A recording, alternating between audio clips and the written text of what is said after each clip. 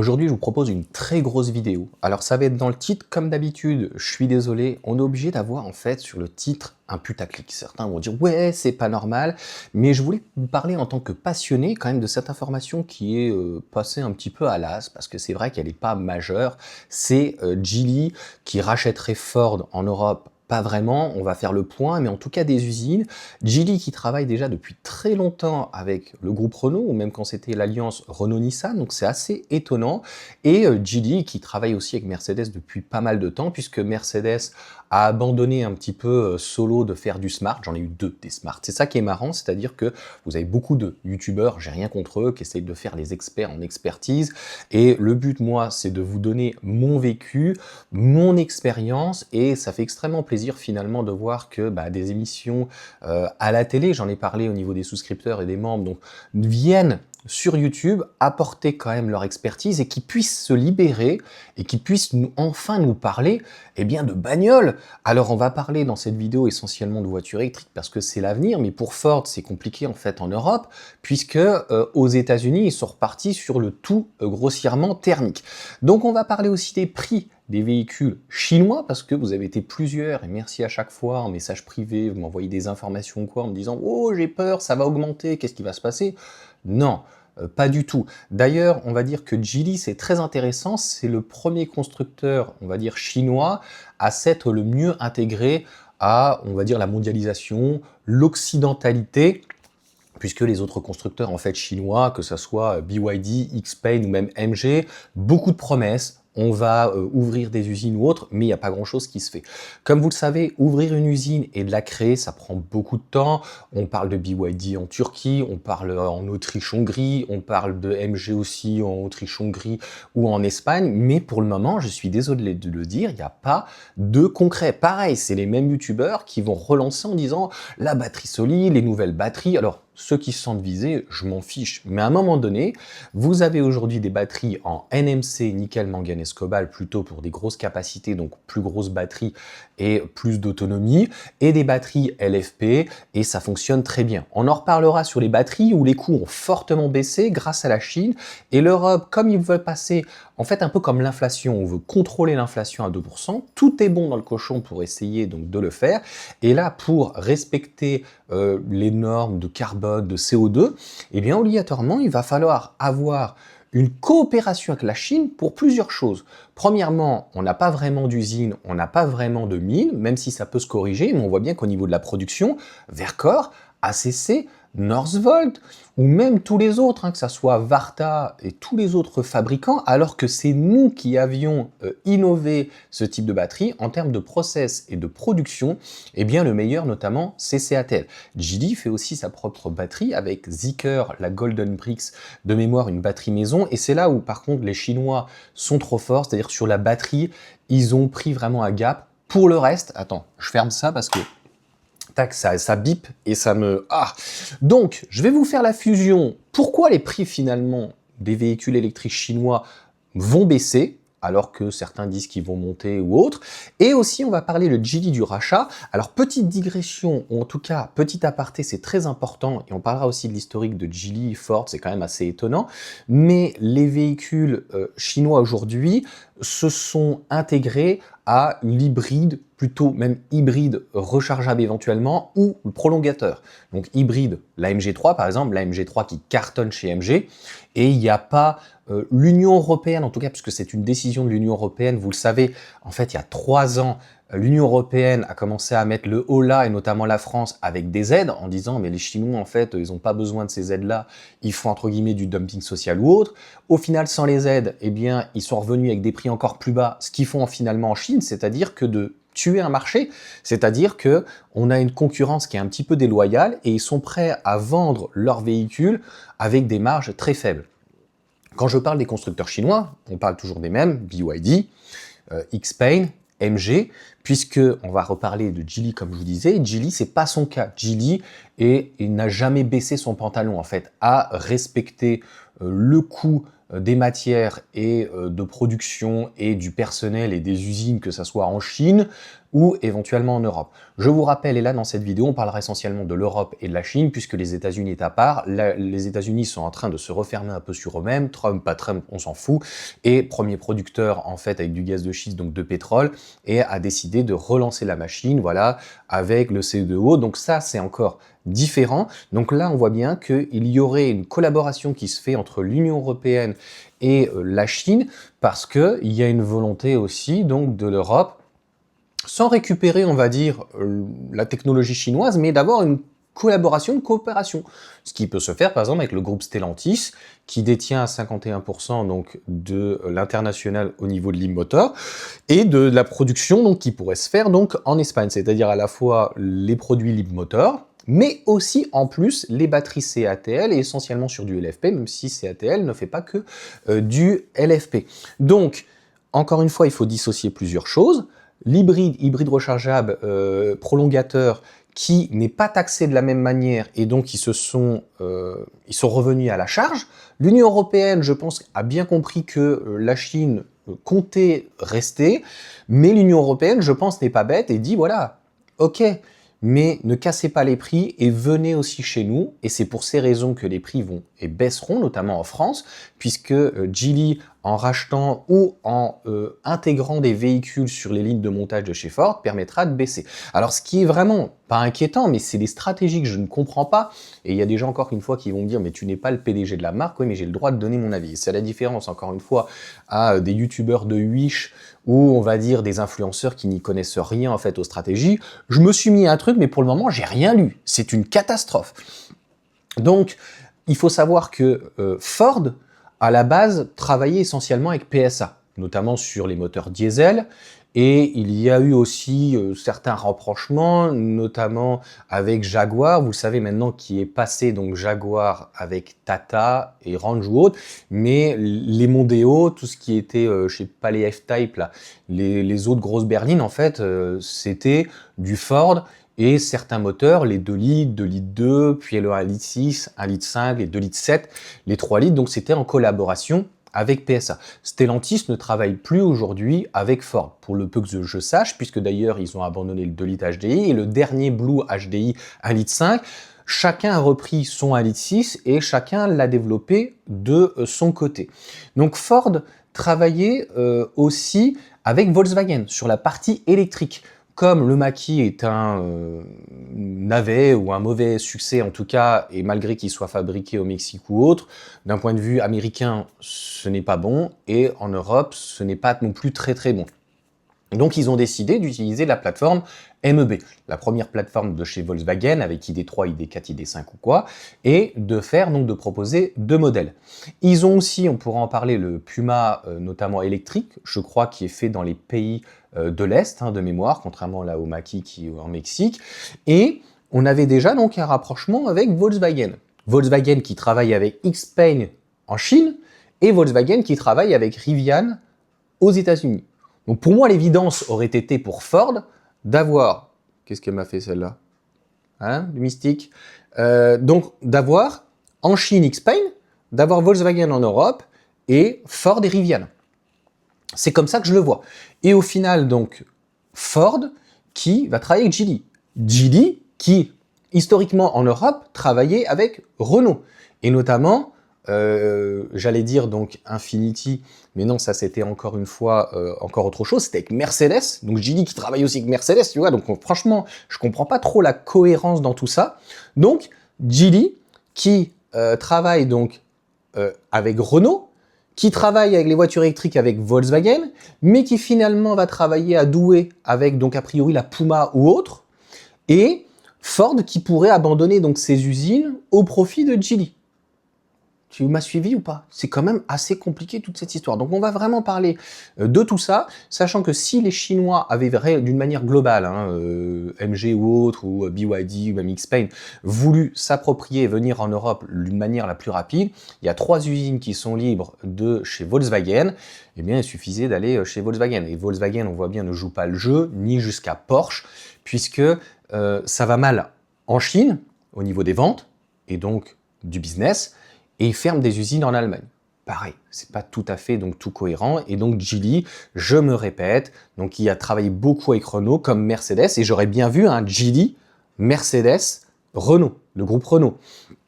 Ça aurait été intéressant, je sais pas. Et donc de l'autre côté, comme je vous dis, éventuellement donc pas Geely, mais plutôt donc Xpeng avec Volkswagen, Ford et Rivian. En fait, le but, encore une fois, c'est d'avoir des coopérations. Donc, ça sera grâce à Renault. J'ai parlé donc voilà des baisses de prix. Les baisses de prix en Europe, c'est ce que je me disais, viendront plus des plus petits véhicules avec Renault, notamment la Twingo. Je l'ai vue 2 fois en vrai. En verte, elle est magnifique, elle va cartonner. J'espère que les prix vont pas trop augmenter. BMW qui redevient et qui revient très fort avec le iX3, qui est une véritable réussite, mais Volkswagen qui va revenir très fort. Et ça, je vous ferai une vidéo aussi sur Tesla, qui a perdu complètement un peu son leadership. Je me suis mis, Tesla n'est plus le leader. Tesla ne fait plus peur à l'Europe. C'est ça en fait. Et la Chine ne fait pas peur réellement à l'Europe.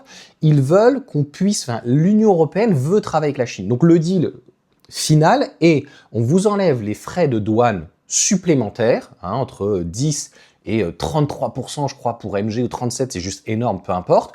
Vous arrêtez de nous attaquer sur les prix. On a une entente finalement au niveau des prix où vous calmez, vous faites des marges supplémentaires. Ok, ça ne leur empêchera pas de faire des remises ou autres, puisque n'est pas attaqué au niveau de l'Union européenne, comme je viens de vous dire, les hybrides rechargeables, alors qu'elles sont hyper compétitives, la MG3, mais même au niveau de BYD, au niveau de leurs hybrides rechargeables, ou les prolongateurs qui peuvent se poser, mais venez avec de vraies usines. Pas comme Xpeng par exemple, où c'est simplement un kit. Donc en fait, il n'y aura pas de prime CEE. Donc c'est dommage, toutes ces aides-là.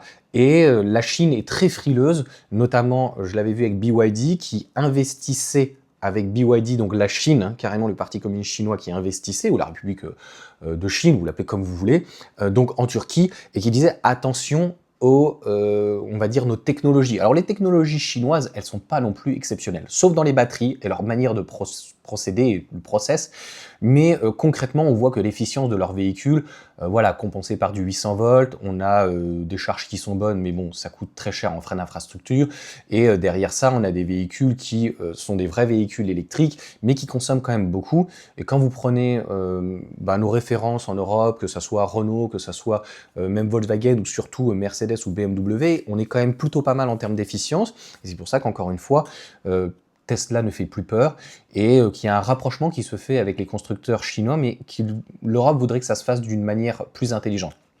Je vous rappelle que quand une usine est faite en Europe, c'est très important de le comprendre par les Chinois, eh bien elle est peut-être détenue à 100%.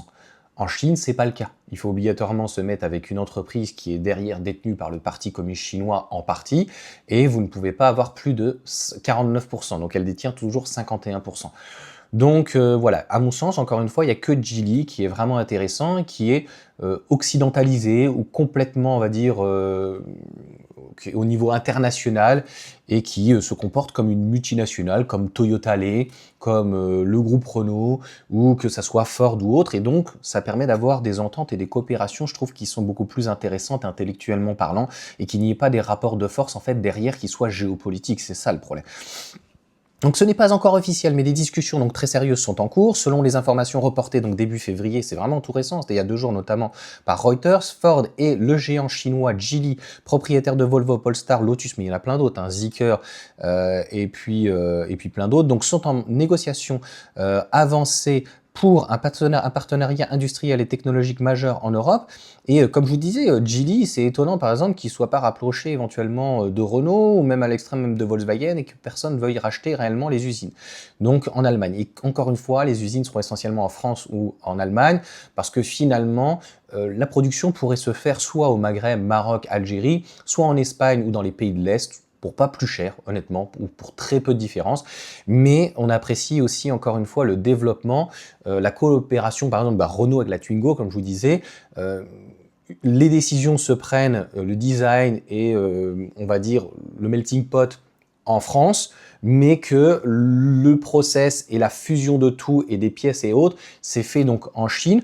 Donc ce type de coopération intéresse l'Union et l'Europe, l'Union européenne, mais la Chine ne compte pas se laisser faire, j'ai l'impression. Alors après, il y a de quoi, parce que quand vous voyez Apple qui vendent 1000 balles leur téléphone et que ses produits 100 balles, à un moment donné, vous vous retrouvez avec un concurrent comme Xiaomi qui veut tout rafler, et l'Union européenne, a priori, voilà, ne veut pas que les constructeurs chinois arrivent avec des véhicules électriques non pas mieux aboutis, mais cassent les prix et tuent en fait toute la filière. Ce n'est bon pour personne tout ça. Ils vont avoir des problèmes dans leur propre marché chinois. Et c'est pour ça que même la République donc chinoise ou le Parti communiste chinois est intervenu auprès des régions, des provinces en disant « Stop, arrêtez vos conneries ». Donc pour Geely, l'objectif est de produire donc ces véhicules comme le SUV électrique EX5 directement donc sur le sol européen pour encourager donc les droits de douane élevés imposés donc par l'Union européenne, et c'est tout à fait normal. Tesla par exemple qui fabrique en Chine, une bonne partie à Shanghai, eh bien si le véhicule va en Inde, c'est x2. Donc ça s'appelle du protectionnisme. À un moment donné, que vous soyez un pays développé, pas développé, l'Inde n'est pas forcément mieux des fois que la Chine, et pourtant l'Inde se protège.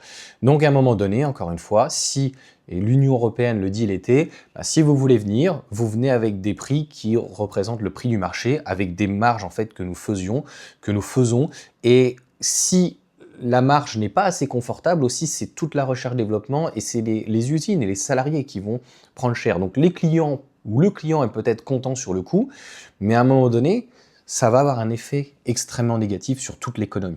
Pour Ford, le constructeur américain donc, cherche à rentabiliser ses usines en Europe qui tournent actuellement donc, en sous-régime. En échange de l'espace de production, Ford obtiendrait donc l'accès aux technologies de Geely, notamment en matière de conduite autonome, et les plateformes de Geely sont bonnes, très bonnes, un petit peu lourdes, et malheureusement Ford a une très bonne plateforme avec le Mach-E, mais ça coûte trop cher malheureusement en développement, et le Puma, qui est une plateforme multi-énergie, est quand même plutôt pas mal. Maintenant les usines de Ford, on va voir notamment, il y en a 3, c'est essentiellement pour les véhicules thermiques ou hybrides.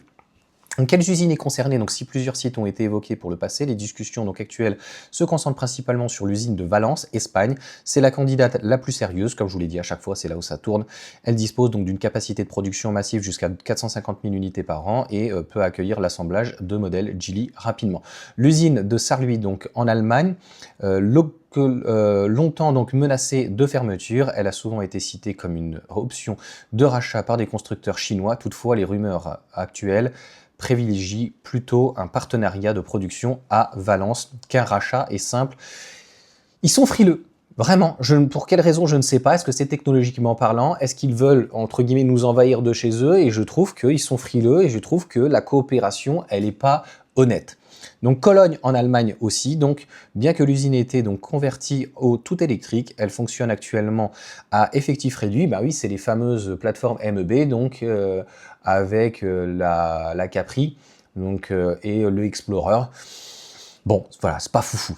Donc voilà pour cette partie-là. La deuxième, donc, je voulais vous donner les informations, donc les usines, notamment de Geely. Ils en ont aussi donc bien sûr plusieurs grâce à Volvo. Donc la grande, donc c'est Belgique, bien sûr une usine stratégique donc qui produit notamment le EX30, le cousin en fait du Smart Hashtag One, mais c'est pas prévu, sachant que c'est compliqué pour Smart puisque là c'est un vrai 50-50. Vous voyez, donc en fait l'Occident n'est pas parfait, mais a tendance à être d'un point de vue commercial plus cohérent ou en tout cas d'avoir une relation, une relationship, vraiment une relation commerciale plus honnête, je trouve. N'hésitez pas dans les commentaires à me dire ce que vous en pensez.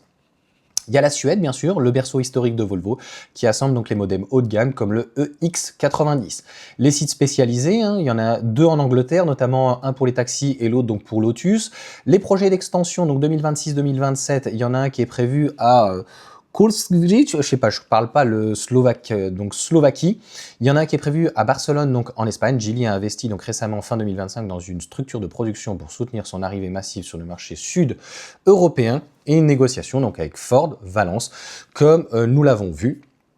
Donc, en résumé, voilà, il ne s'agit pas réellement donc d'un rachat lors de la division donc européenne de Ford par Geely, mais plutôt donc une colocation donc industrielle. Et comme je vous ai dit, c'est quand même fou que Ford et une usine fassent grossièrement une sorte de colocation avec Geely pendant ce temps que Ford finalement met ses dernières billes pour la production d'un Puma ou d'une Focus ou quoi, ou peut-être d'une K, je ne sais pas, avec Renault à Douai. Et on voit bien que l'industrie, ça a toujours été ça. Donc, Nous avons des Chinois, encore une fois, qui veulent protéger en fait leur industrie, et vous avez BYD qui fait 100% des pièces, mais c'est pas parce que vous faites 100% des pièces que c'est forcément bien fait. Et vous avez Ford à un moment donné qui reconnaît que bon bah voilà, ils sont pas capables de faire des voitures électriques, ils ont essayé à Volkswagen, ça marche pas fou, et je pense que ça pourrait peut-être marcher avec Renault. Renault qui fait de toute façon, même s'il n'y a plus l'alliance Nissan, donc avec Nissan, la Nissan Micra. Et donc il y a pas mal de collaborations donc à Douai, et tant mieux, ça prouve que malgré les charges et les coûts astronomiques, ben on est plutôt bien placé.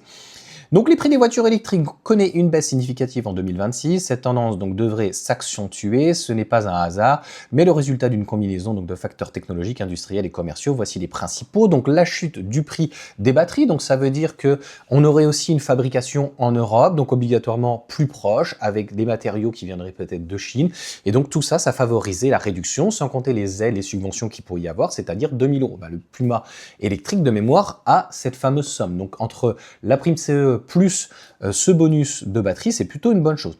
L'offensive donc des petits prix de voitures électriques, sans compter l'innovation donc des batteries enfin LFP sur les petits modèles, donc tout ça, ça va faire réduire. Donc les modèles sous 25 000 €, la IC3, la Renault 5, la ID2, je vous ai parlé de la Twingo, la Dacia Spring, donc, et on va avoir enfin donc une autre Dacia qui sera fabriquée donc en Europe, une concurrence mondiale acharnée, la pression chinoise des constructeurs comme BYD, MG, Xiaomi arrive en Europe avec des coûts de production très bas, souvent 25 à 30% inférieurs en Europe. Pour ne pas perdre de part de marché, les marques historiques Renault machin sont obligées de baisser leur marge ou d'optimiser, mais à un moment donné, Renault, par exemple, qui pleurnichait avec Luca De Meo, et ça, je vous en avais parlé, disait « Oh, les coûts vont augmenter de 40%, et de l'autre côté, on sait très bien que ça va être réduit. » Donc en fait, il va y avoir une réduction dans l'ensemble des coûts. C'est pas parce qu'on aura une réduction des coûts de 40% qu'à l'achat, on aura un prix en baisse de 40%, mais normalement, un véhicule électrique, quand on voit la IC3, elle devrait être au même prix qu'une C3 thermique. Donc la batterie ne coûte rien, pas plus cher qu'un moteur PureTech, et en termes de dépollution, bah, c'est même moins cher qu'éventuellement un moteur de 113 chevaux avec très peu de couple. Ça ne coûte rien. Le problème, vous l'aurez compris, c'est qu'on a une industrie qui est vieillissante, qui est tournée vers le thermique ou l'hybride, et c'était plus simple d'intégrer de l'hybride ou de l'hybride rechargeable, hein, clairement, que vraiment de faire des modèles 100% électriques. Pourquoi? Parce que les plateformes ne sont pas adaptées, parce que même si même Renault fait des plateformes électriques, eh bien on voit ça reste encore l'usine à gaz à l'intérieur. Vous voyez qu'il y a des câbles de partout.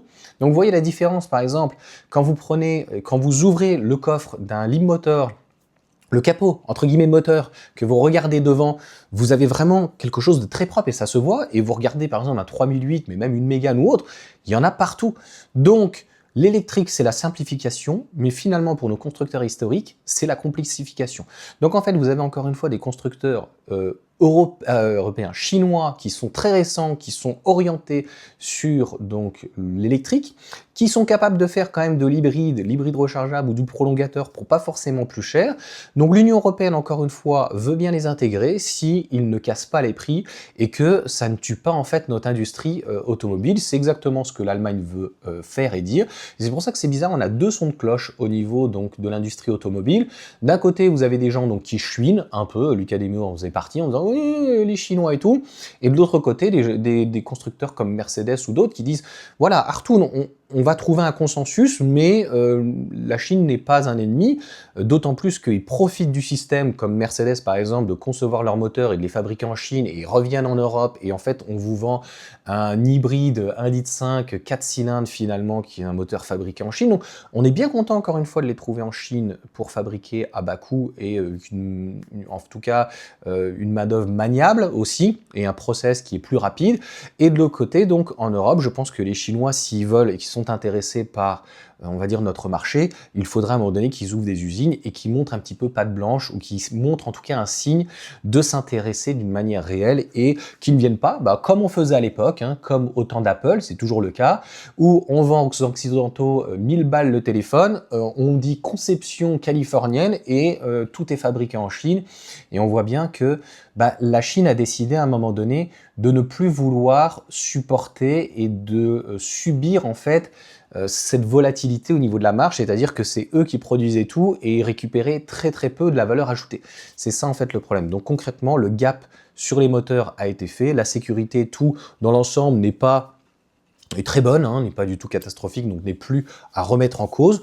Le problème, c'est encore une fois les ajustements tarifaires et des tarifs sur une MG4, on ne comprenait plus le prix, c'est-à-dire qu'on était à 29, je crois, on est passé à 30, ils ont augmenté un peu leurs tarifs, et puis quand il n'y a plus eu le bonus de jusqu'à moins 7000, eh bien ils ont baissé de moins 7000, même je crois jusqu'à moins 9000.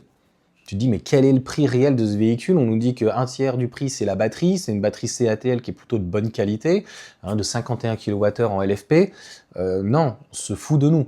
Donc à un moment donné, nous avons besoin d'eux. Ils souhaitent venir et investir, en tout cas vendre chez nous, eh bien, il va falloir que, eh bien, ils aillent un petit peu plus loin. Et en tout cas, clairement, pour moi, Geely, c'est un constructeur qui est le plus sérieux, contrairement à tous les autres constructeurs qui, une fois ils disent oui, une fois ils disent non.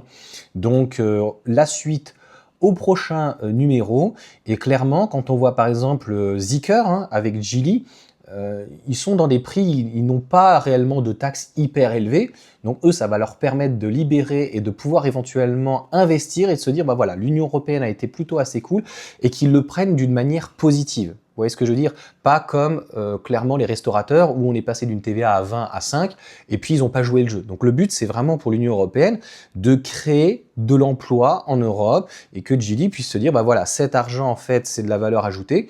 Et quand vous voyez la Zeekr, je sais plus, la GT, bah, en termes de rapport qualité-prix, elle est très très bonne. Donc concrètement, s'ils ont plus tous ces frais de douane, eh bien ça va pouvoir les libérer et on espère encore une fois que ça va créer donc de l'emploi en Europe, même si je vois qu'il y en a beaucoup qui ne jouent pas, ils ne jouent pas franc jeu. Donc ils font de l'optimisation fiscale. Maintenant, est-ce qu'on peut leur reprocher? Les Américains le font, la plateforme YouTube, Google, tout le monde le fait. Donc il faudra voir en fait quelles sont les répercussions. Mais dans l'ensemble, on va dire que si des baisses doivent venir, elles viendront grâce aux primes, grâce aux subventions, mais aussi grâce aux plus petits véhicules de Volkswagen, de Renault. Et les Chinois, en fait, on leur demande quoi en Europe? C'est pour l'essentiel de suivre, et donc ça veut dire que ça va baisser aussi dans l'ensemble. Et derrière, par contre, Tesla, on voit bien, ne fait absolument plus peur, mais ça sera une autre vidéo, puisque c'est Tesla en Europe qui dirigeait un peu les prix. C'est complètement fou. Quand Tesla, moi le modèle Y, il est passé de 49 à 47 et ils ont fait des remises et tout, Renault, Peugeot, Mercedes, Audi, ils étaient en panique. Allez sur ce, ciao à tous.